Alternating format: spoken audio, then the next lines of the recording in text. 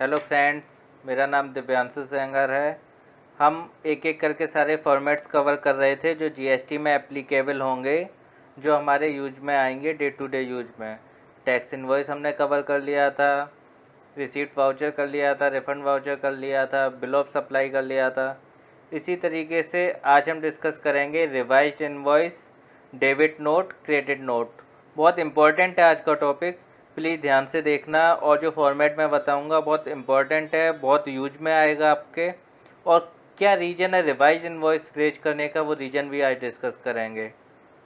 और जितने भी रूल्स में पॉइंट हैं, 10 पॉइंट हैं, वो 10 हम कंप्लीट डिटेल में डिस्कस करेंगे कि क्या क्या इसमें यूज में आएंगे।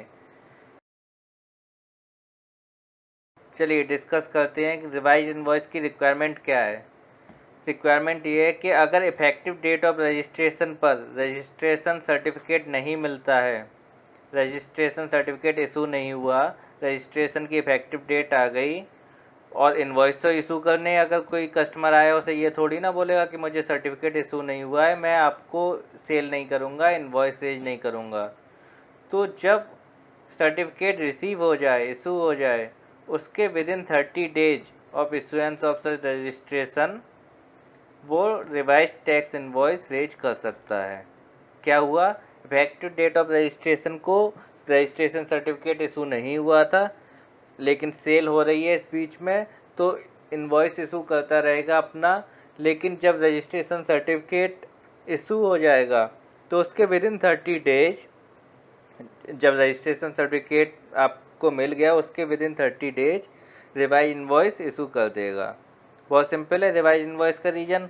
डेबिट नोट, क्रेडिट नोट का रीजन तो आपको पता ही है, सिंपल है कि डेबिट नोट तब रेज करेंगे जब कोई भूल चूक हो गई हो या फिर कम वैल्यू हमने मेंशन की हो या कोई एरर हुआ हो। सेम चीज़ क्रेडिट नोट के लिए कि अगर ज़्यादा वैल्यू मेंशन हो गई है या कुछ भूल चूक हुई है तो डेबिट नोट, क्रेडिट नोट हम रेज करते हैं। चलिए डिस्कस करते हैं फॉर्मेट को। ये फॉर्मेट है आपके पास, इसमें ग्रीन वाले पॉइंट्स हैं वो कंपलसरी हैं एंड येलो वाले कंपलसरी नहीं हैं। डिस्कस करते हैं क्या क्या डेटा हमें फिल करना है। सबसे पहले नेम फिल करना है, एड्रेस फिल करना है। किसका नेम एंड एड्रेस फिल होगा? सप्लायर का, सर्विस प्रोवाइडर का। इसके बाद रिवाइज टैक्स इनवॉइस या डेबिट नोट या क्रेडिट नोट जो भी है वो एक चीज़ आप मेंशन कर देंगे। इसके बाद GSTIN नंबर फिल करेंगे सप्लायर का, 15 डिजिट नंबर जो होता है। रिवाइज इनवॉइस या डेबिट नोट या क्रेडिट नोट जो भी नंबर है वो नंबर मेंशन करेंगे। ये मैक्सिमम 16 कैरेक्टर्स का होता है, सब में कॉमन है। 16 कैरेक्टर से ज़्यादा का इनवॉइस नंबर नहीं कर सकते, नहीं सबमिट। इसके बाद इनवॉइस या क्रेडिट नोट या डेबिट नोट की डेट फिल करेंगे। ठीक है, ये क्या डिटेल हो गई डॉक्यूमेंटेशन की।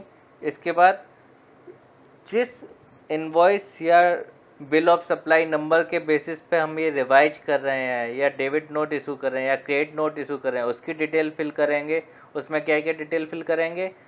इनवॉइस या बिल ऑफ सप्लाई नंबर सबसे पहले देंगे, उसके बाद किस डेट में वो इशू किया था इनवॉइस या बिल ऑफ सप्लाई, वो डेट देंगे। ठीक है, इसमें कोई प्रॉब्लम नहीं है।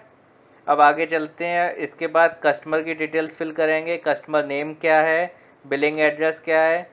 State name and state code इस केस में ऑप्शनल है, इसलिए मैंने येलो हाईलाइट कर दिया है। रूल में कहीं नहीं लिखा कि कस्टमर का आपको कंपलसरी स्टेट नेम या स्टेट कोड फिल करना है। GSTIN नंबर देना है अगर वो रजिस्टर्ड है। लेकिन एक केस में अगर अनरजिस्टर्ड रेसिपिएंट है, मतलब रेसिपेंट क्या है? अनरजिस्टर्ड, रजिस्टर्ड नहीं है GST एक्ट में, तो कुछ डिटेल्स और फिल करनी पड़ेंगी जो अभी मैंने रेड हाईलाइटेड में की हैं। क्या क्या डिटेल फिल करनी पड़ेंगी? रिसीवर नेम जो रिसीव कर रहा है goods, receiver address, state name and state code. ये फिर कंपलसरी हो जाता है अगर आप रेसिपेंट आपका अनरजिस्टर्ड पर्सन है। ठीक है, state name and state code compulsory नहीं था अगर रजिस्टर्ड रेसिपेंट को दे रहे हो, लेकिन कंपलसरी हो जाएगा जब अनरजिस्टर्ड रेसिपेंट को यही चीज़ डिलीवर होगी। चलिए अब गुड्स की डिटेल डिस्कस करते हैं। गुड्स की डिटेल क्या क्या फीड करनी है। Serial number, material description optional है, आपको फिल करना है कीजिए, नहीं करना नहीं कीजिए। Taxable value of supply compulsory है, ये देना है। उस पर कितना रेट CGST का लगेगा और उसका कितना अमाउंट बनेगा। सेम चीज़ SGST या UTGST के लिए एप्लीकेबल होगी। IGST के लिए भी रेट क्या था, अमाउंट क्या था, सेस के लिए रेट क्या था, अमाउंट क्या था, टोटल अमाउंट आ जाएगा। इसके बाद प्रोप्राइटर की डिटेल या कंपनी की डिटेल्स फिल होगी। ऑथराइज सिग्नेटरी साइन कर देगा, मैनुअल भी साइन कर सकता है या फिर डिजिटल साइन कर सकता है। सिंपल है, ये बहुत इंपॉर्टेंट है, आपको बहुत ज़रूरत पड़ा करेगी इस इनवॉइस की। रिवाइज टैक्स इनवॉइस का रीजन मैंने बताया था क्यों रेज करते हैं, डेबिट नोट क्रेडिट नोट का भी रीजन बताया था, बहुत इंपॉर्टेंट है। तो ये फॉर्मेट आप सेव कर लीजिए। अगर आपको ये फॉर्मेट चाहिए तो कमेंट बॉक्स में अपना ईमेल आईडी दे दीजिए, मैं आपको ये फॉर्मेट भी सप्लाई कर दूंगा। अगर आपको मेरी ये वीडियो अच्छी लगी हो then please subscribe my YouTube channel and like and share also. Thanks a lot.